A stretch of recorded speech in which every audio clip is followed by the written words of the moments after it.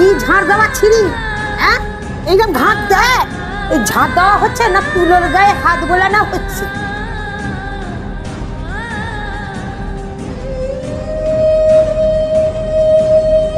Line জ্বালিয়ে call চালু করে, হ্যাঁ, মিটারটা যখন আসবে তখন কে দেবে?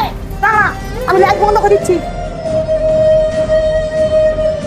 মা তুই একটুখানি ঘুমা, নিজে নিজে আমি ঘরটা মুছে যাচ্ছি। হ্যাঁ ঠিক আছে? ঠিক আছে মা, তুমি তাহলে ঘরটা মুছো।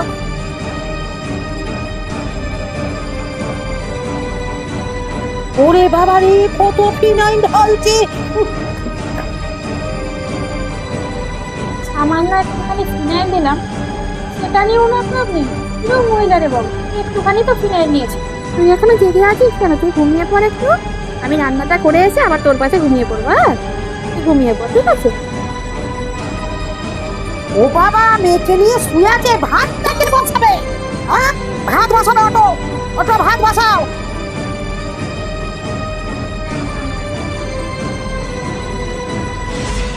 হুম।